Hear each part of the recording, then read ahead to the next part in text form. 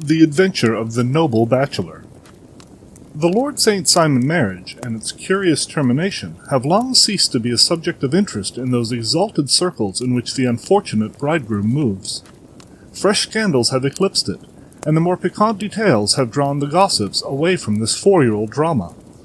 As I have reason to believe, however, that the full facts have never been revealed to the general public, and as my friend Sherlock Holmes had a considerable share in clearing the matter up, I feel that no memoir of him would be complete without some little sketch of this remarkable episode.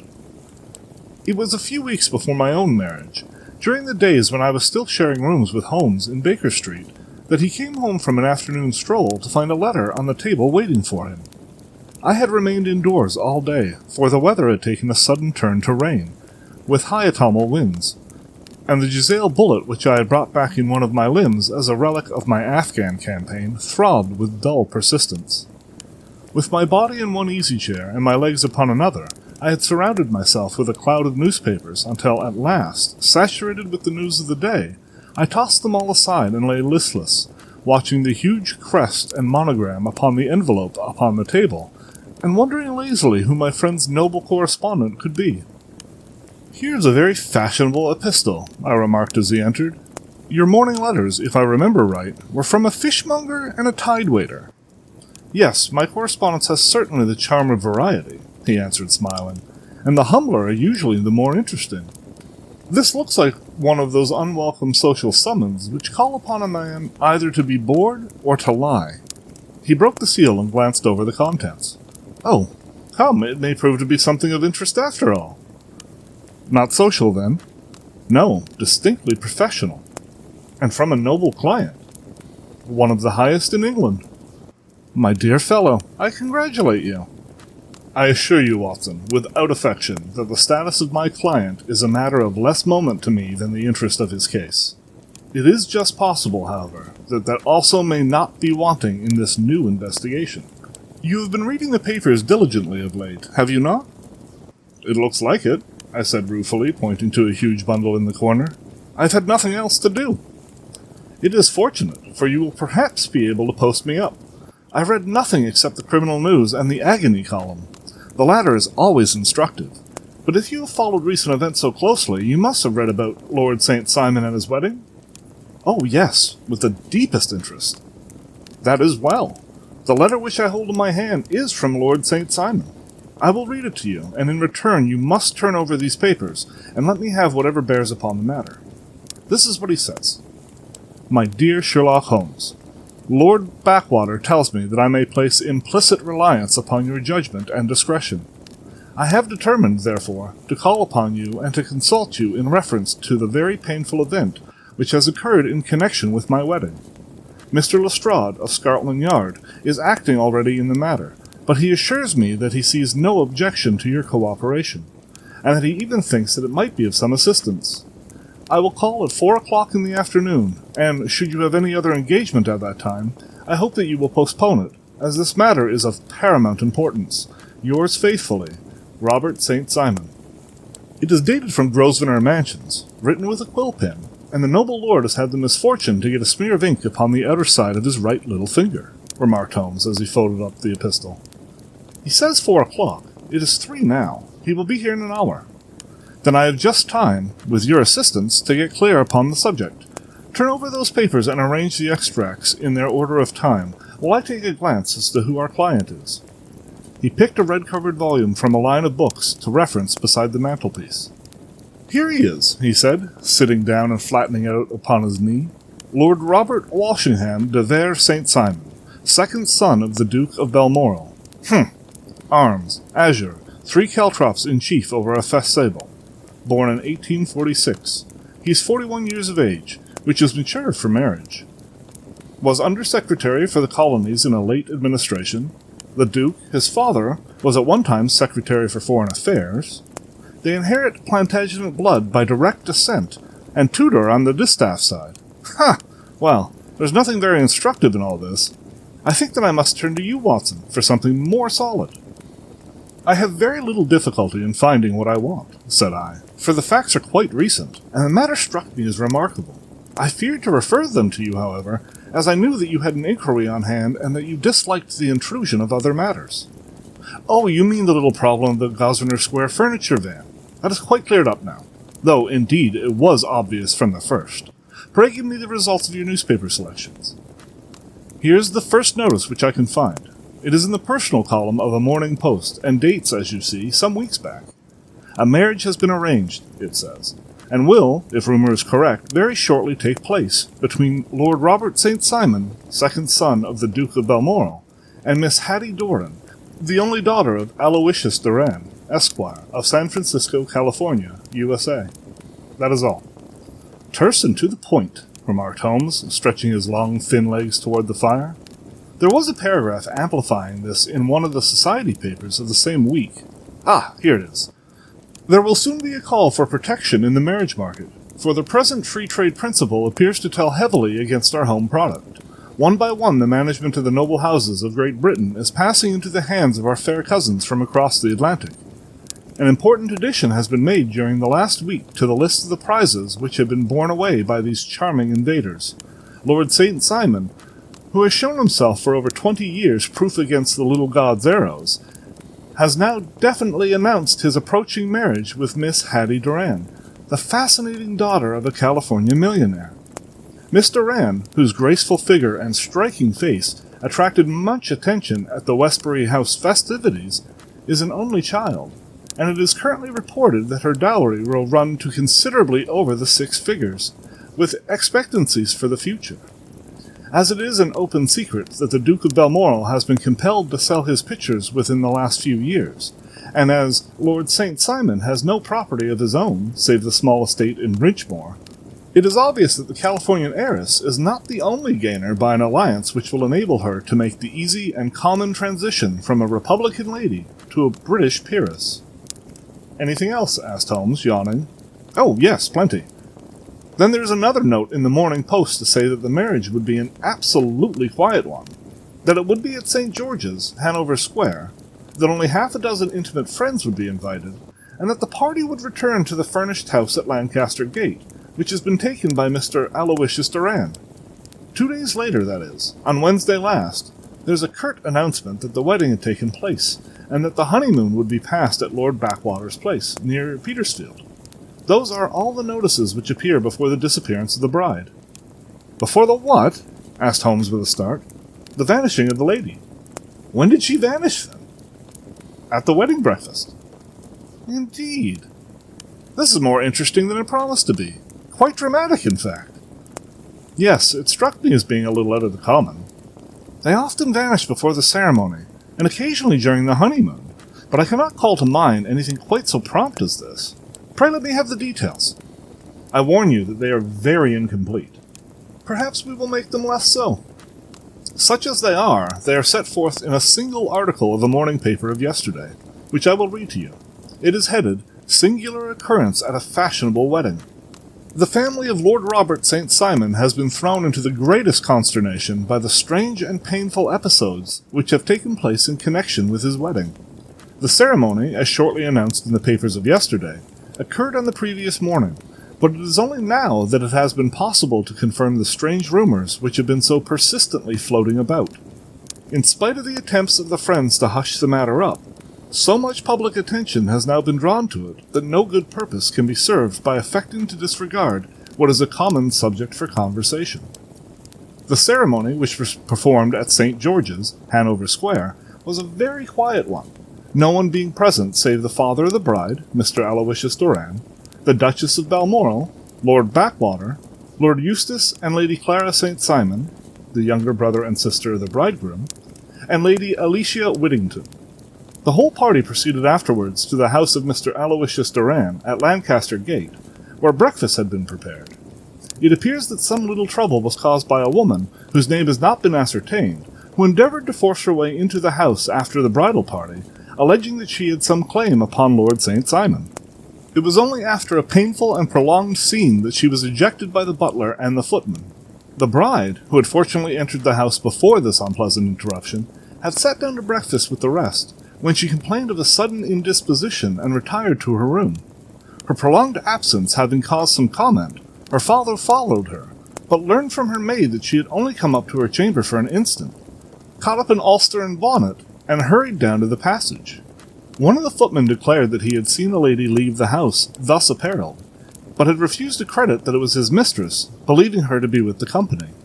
On ascertaining that his daughter had disappeared, Mr. Aloysius Duran, in conjunction with the bridegroom, instantly put themselves in communication with the police, and very energetic inquiries are being made, which will probably result in a speedy clearing up of this very singular business.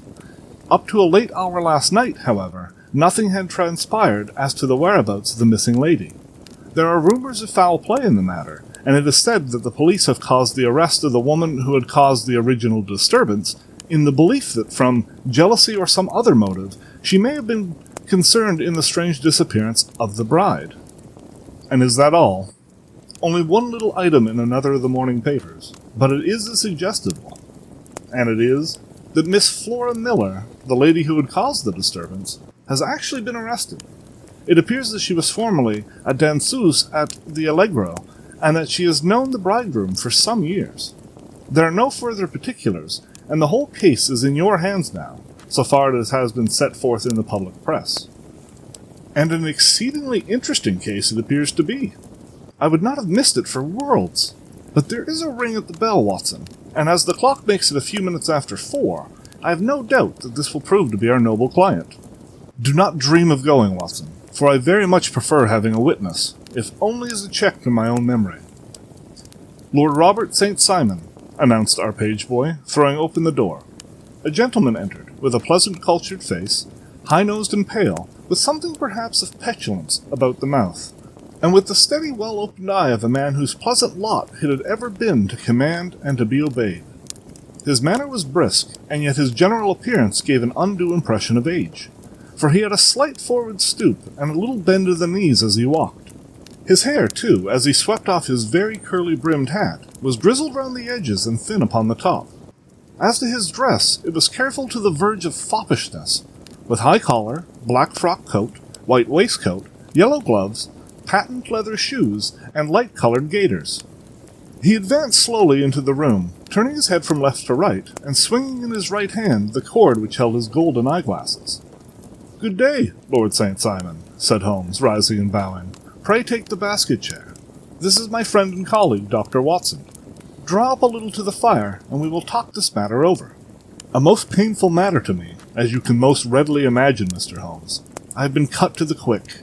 I understand that you already have managed several delicate cases of this sort, though I presume that they were hardly from the same class of society.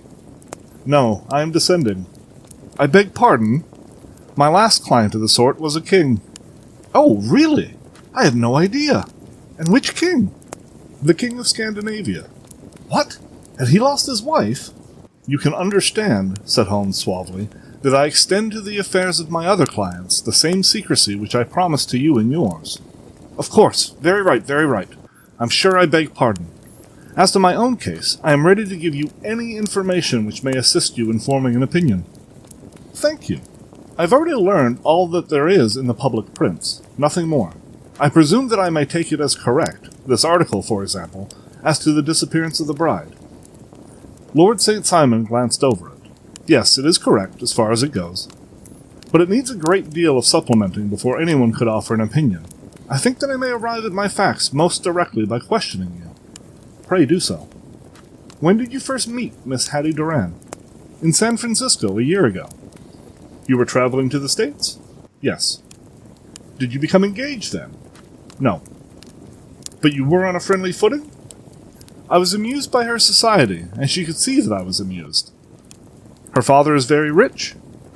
"He is said to be the richest man on the Pacific slope." "And how did he make his money?"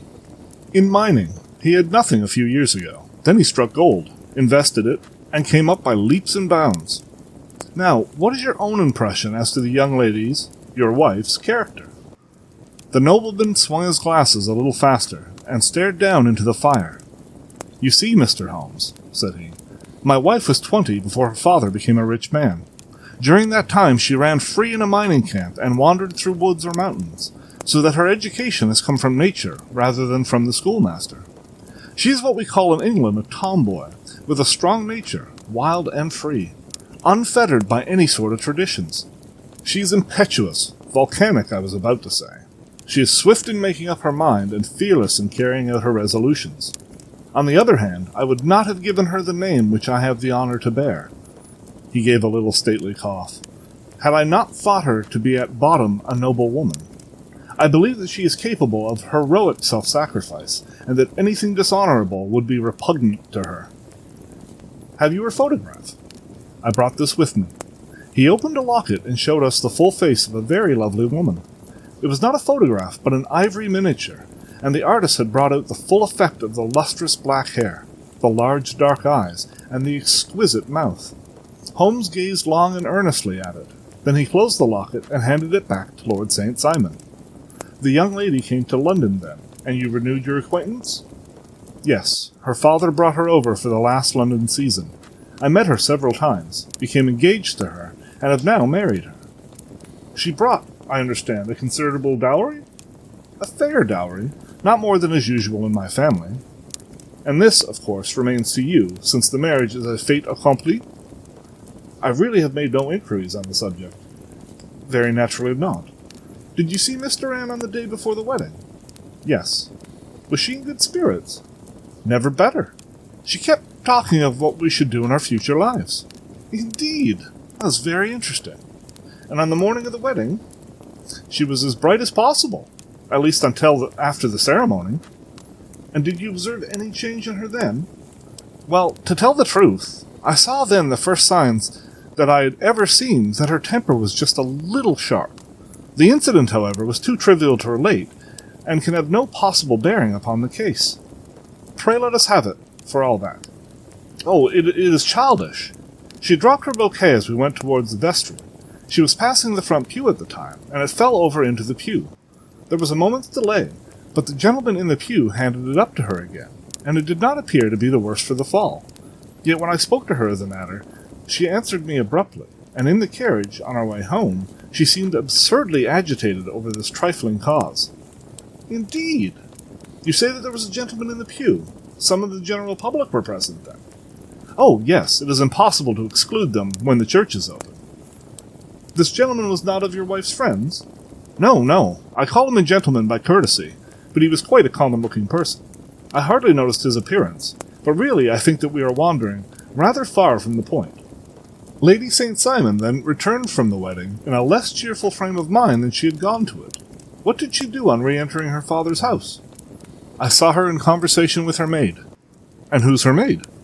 "Alice is her name. She's an American and came from California with her." "A confidential servant?" "A little too much so. It seemed to me that her mistress allowed her to take great liberties. Still, of course, in America they look upon these things in a different way." "How long did she speak to this Alice?"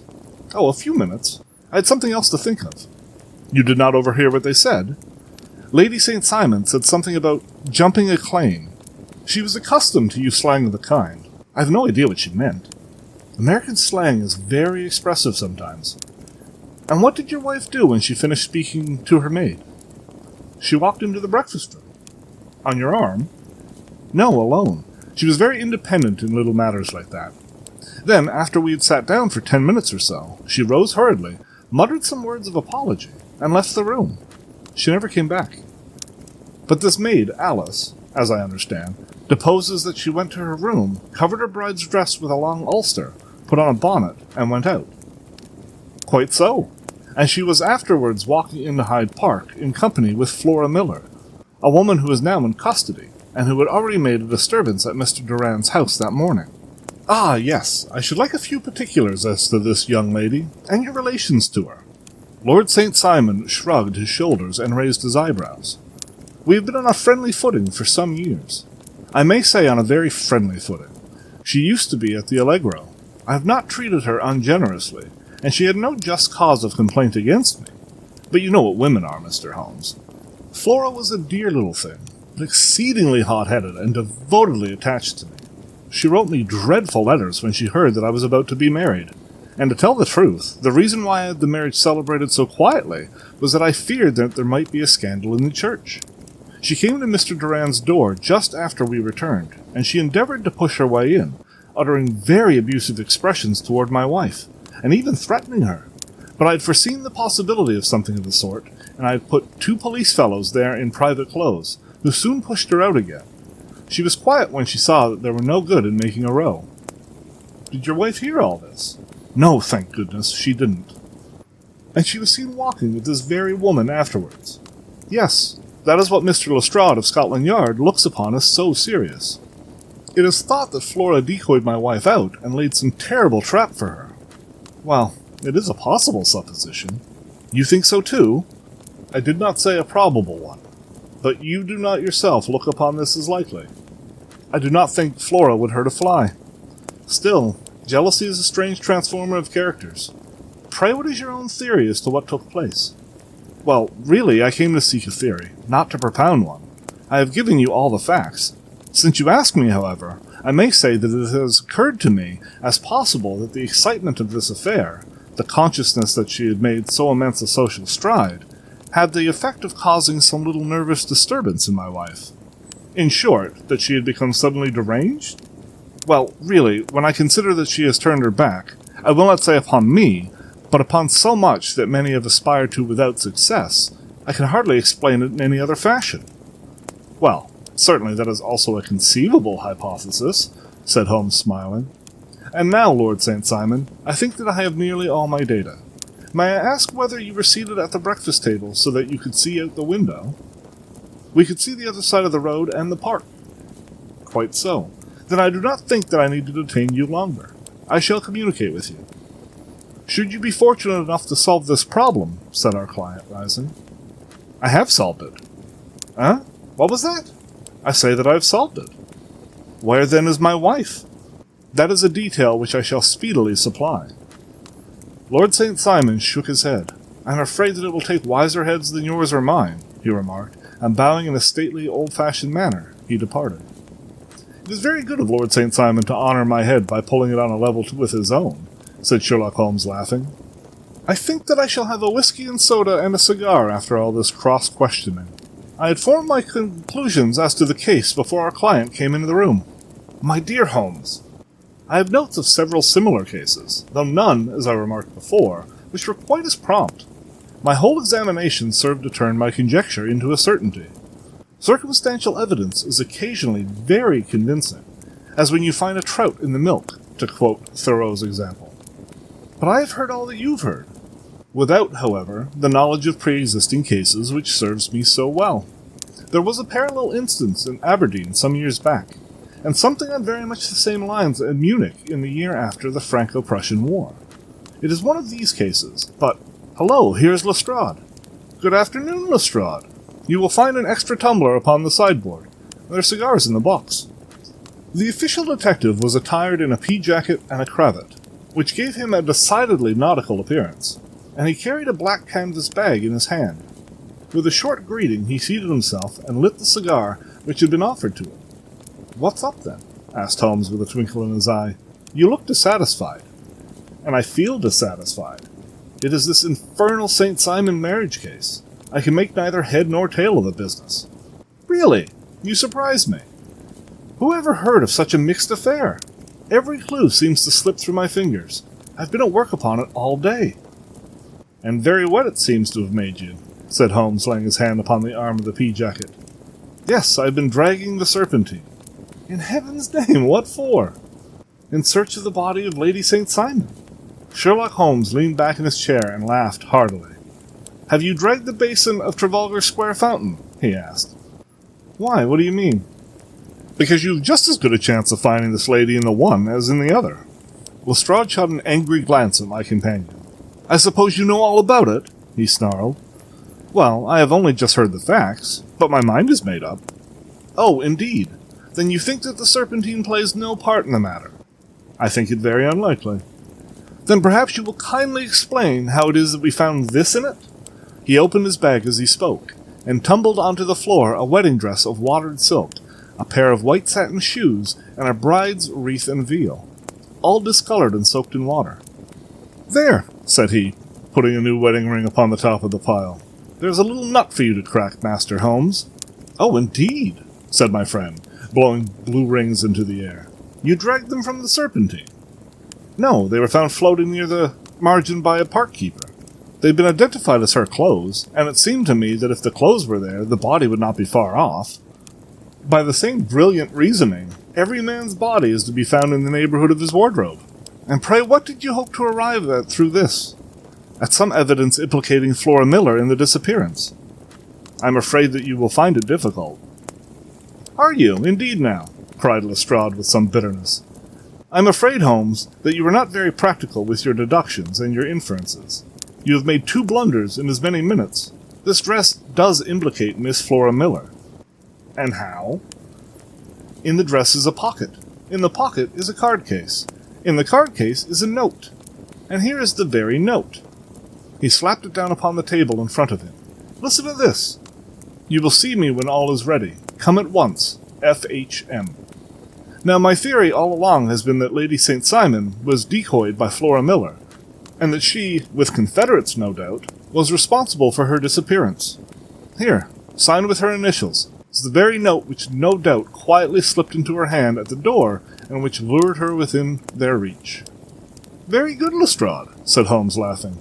You really are very fine indeed. Let me see it. He took up the paper in a listless way, but his attention instantly became riveted, and he gave a little cry of satisfaction. This is indeed important, said he. Ha! You find it so? Extremely so. I congratulate you warmly. Lestrade rose in his triumph, and bent his head to look. Why, he shrieked, you're looking at the wrong side. On the contrary, this is the right side. The right side? You're mad. Here's the note written in pencil over here. And over here is what appears to be the fragment of a hotel bill, which interests me deeply. There's nothing in it. I looked at it before, said Lestrade. October 4th, rooms 8S, breakfast 2S, 6D, cocktail 1S, lunch 2S, 6D, glass sherry 8D. I see nothing in that. Very likely not. It is most important all the same. As to the note, it is important also, or at least the initials are, so I congratulate you again. I've wasted enough time, said Lestrade, rising. I believe in hard work and not in sitting by the fire spinning fine theories. Good day, Mr. Holmes, and we shall see which gets to the bottom of the matter first. He gathered up the garments, thrust them into the bag, and made for the door. Just one hint to you, Lestrade, drawled Holmes before his rival vanished. I will tell you the true solution of the matter. Lady St. Simon is a myth. There is not, and there never has been, any such person.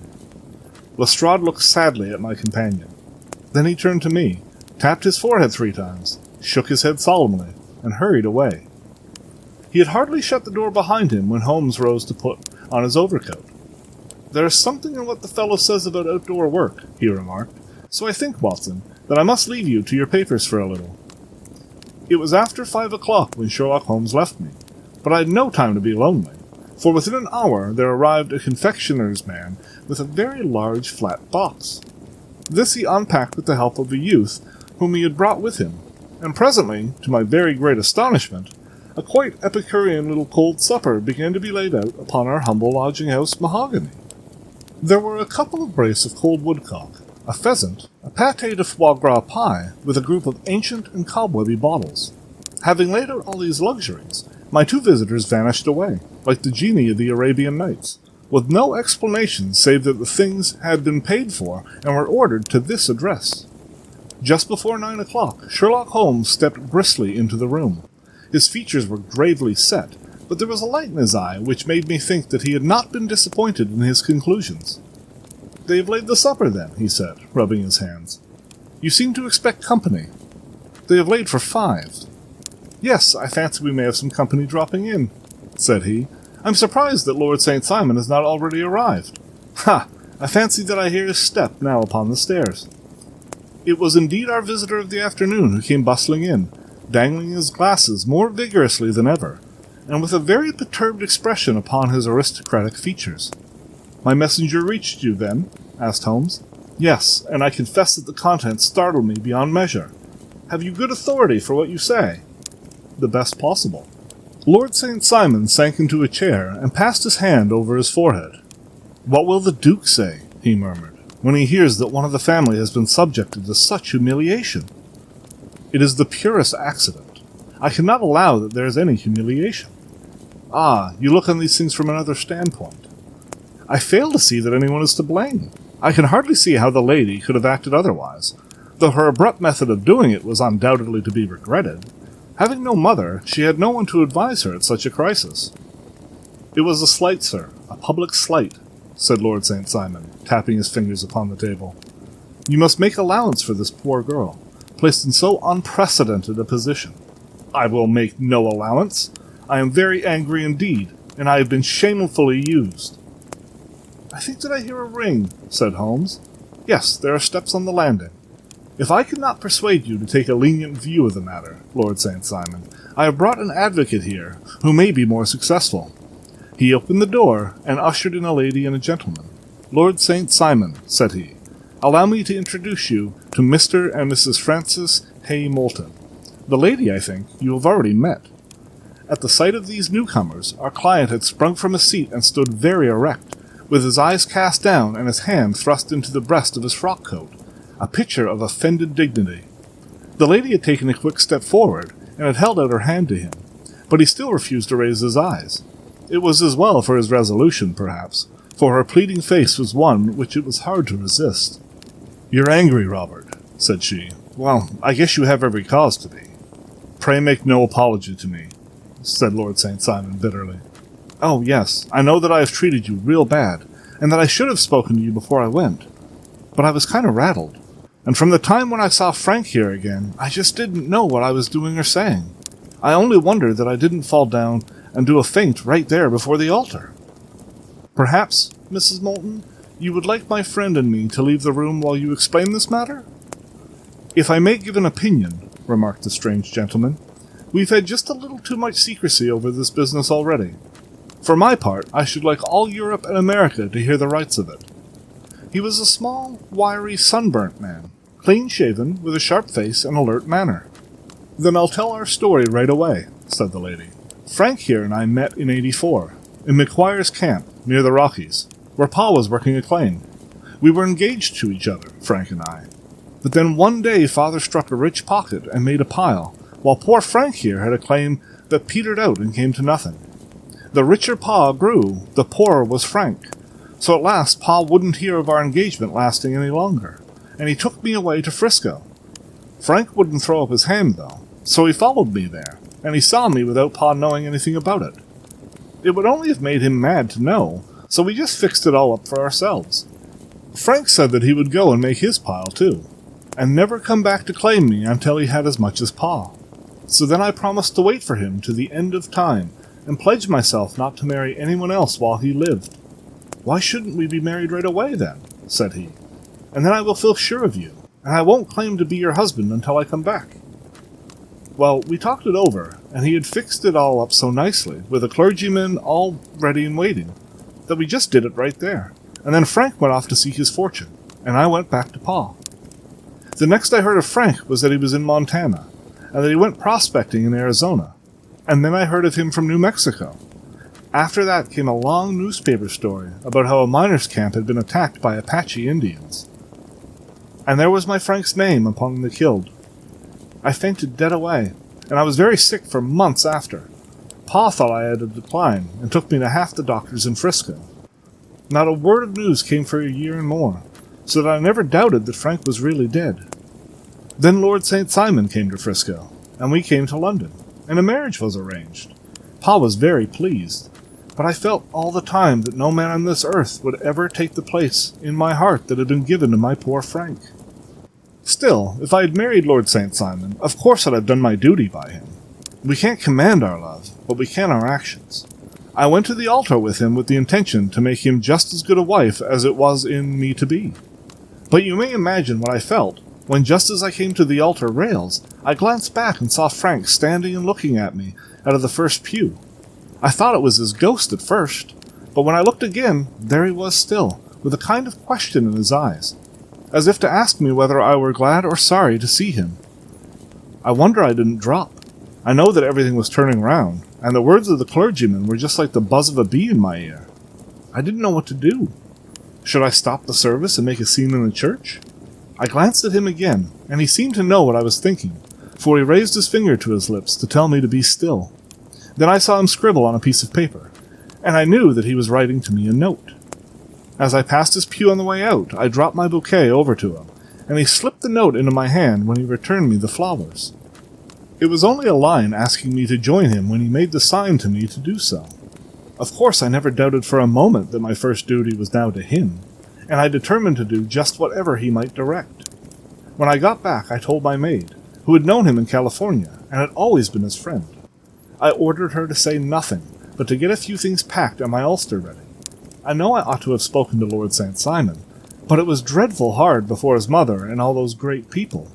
I just made up my mind to run away and explain afterwards. I hadn't been at the table 10 minutes before I saw Frank out of the window at the other side of the road. He beckoned to me and then began walking into the park. I slipped out, put on my things, and followed him. Some woman came talking something or other about Lord St. Simon to me. Seemed to me, from the little I heard, as if he had a little secret of his own, before marriage also. But I managed to get away from her, and soon overtook Frank. We got into a cab together, and away we drove to some lodgings he had taken in Gordon Square. And that was my true wedding after all those years of waiting. Frank had been a prisoner among the Apaches, had escaped, came to Frisco, found that I had given him up for dead and had gone to England, followed me there, and had come upon me at last on the very morning of my second wedding. I saw it in a paper, explained the American. It gave the name and the church, but nowhere the lady lived. Then we had a talk as to what we should do, and Frank was all for openness, but I was so ashamed of it all that I felt as if I should like to vanish away and never see any of them again. Just sending a line to Pa, perhaps, to show him that I was alive. It was awful to me to think of all those lords and ladies sitting around that breakfast table and waiting for me to come back. So Frank took my wedding clothes and things and made a bundle of them, so that I should not be traced, and dropped them away somewhere where no one could find them. It is likely that we should have gone to Paris tomorrow, only that this good gentleman, Mr. Holmes, came round to us this evening. Though how he found us is more than I can think, and he showed us very clearly and kindly that I was wrong and that Frank was right, and that we should be putting ourselves in the wrong if we were so secret. Then he offered to give us a chance of talking to Lord St. Simon alone, and so we came right away round to his rooms at once. Now, Robert, you've heard it all, and I'm very sorry if I have given you pain, and I hope that you do not think very meanly of me. Lord St. Simon had by no means relaxed his rigid attitude, but had listened with a frowning brow and a compressed lip to this long narrative. "Excuse me," he said, "but it is not my custom to discuss my most intimate personal affairs in this public manner." "Then you won't forgive me? You won't shake hands before I go?" "Oh, certainly, if it would give you any pleasure." He put out his hand and coldly grasped that which he extended to him. "I had hoped," suggested Holmes, "that you would have joined us in a friendly supper." "I think that there you ask a little too much," responded his lordship. "I may be forced to acquiesce in these recent developments, but I can hardly be expected to make merry over them. I think that with your permission, I will now wish you all a very good night." He included us all in a sweeping bow, and stalked out of the room. "Then I trust that you will at least honor me with your company," said Sherlock Holmes. "It is always a joy to meet an American. Mr. Moulton, for I am one of those who believe that the folly of a monarch and the blundering of a minister in far-gone years will not prevent our children from being some day citizens of the same world-wide country under a flag which shall be quartering of the Union Jack with the stars and stripes." "The case has been an interesting one," remarked Holmes when our visitor had left us, "because it serves to show very clearly how simple the explanation may be of an affair which at first sight seems to be almost inexplicable. Nothing could be more natural than the sequence of events as narrated by this lady, and nothing stranger than the result when viewed, for instance, by Mr. Lestrade of Scotland Yard. You were not yourself at fault at all, then? From the first, two facts were very obvious to me. The one that the lady had been quite willing to undergo the wedding ceremony, the other that she had repented of it within a few minutes of returning home. Obviously something had occurred during the morning, then, to cause her to change her mind. What could that something be? She could not have spoken to anyone when she was out, for she had been in the company of the bridegroom. Had she seen someone then? If she had, it must be someone from America, because she has spent so short a time in this country that she could hardly have allowed anyone to acquire so deep an influence over her that the mere sight of him would induce her to change her plans so completely. You see, we have already arrived, by a process of exclusion, at the idea that she may have seen an American. Then who could this American be? And why should he possess so much influence over her? It might be a lover. It might be a husband. Her young womanhood had, I know, been spent in rough scenes and under strange conditions. So far I'd got before I ever heard Lord St. Simon's narrative. When he told us of a man in a pew, of the change in the bride's manner, of so transparent a device for obtaining a note as the dropping of a bouquet, of her resort to her confidential maid, and of her very significant allusion to claim jumping, which in miners' parlance means taking possession of that which another person has a prior claim to, the whole situation became absolutely clear. She had gone off with the man, and the man was either a lover or was a previous husband, the chances of being in favor of the latter. And how in the world did you find them? It might have been difficult, but friend Lestrade held information in his hands, the value of which he did not himself know. The initials were, of course, of the highest importance, but more valuable still was it to know that within a week he had settled his bill at one of the most select London hotels. How did you deduce the select? By the select prices. 8 shillings for a bed and 8 pence for a glass of sherry pointed to one of the most expensive hotels. There are not many in London which charges that rate. In the second one which I visited, in Northumberland Avenue, I learned by an inspection of the book that Francis H. Bolton, an American gentleman, had left only the day before, and on looking over the entries against him, I came upon the very items which I had seen in the duplicate bill. His letters were to be forwarded to 226 Gordon Square, so thither I travelled. And being fortunate enough to find the loving couple at home, I ventured to give them some paternal advice, and to point out to them that it would be better in every way that they should make their position a little clearer, both to the general public and to Lord St. Simon in particular. I invited them to meet him here, and, as you see, I made him keep the appointment. But with no very good results, I remarked. His conduct was certainly not very gracious. Ah, Watson, said Holmes, smiling, perhaps you would not be very gracious either, if after all the trouble of wooing and wedding, you found yourself deprived in an instant of wife and of fortune. I think that we may judge Lord St. Simon very mercifully, and thank our stars that we are never likely to find ourselves in the same position. Draw your chair up and hand me my violin, for the only problem we have still to solve is how to while away these bleak autumnal evenings.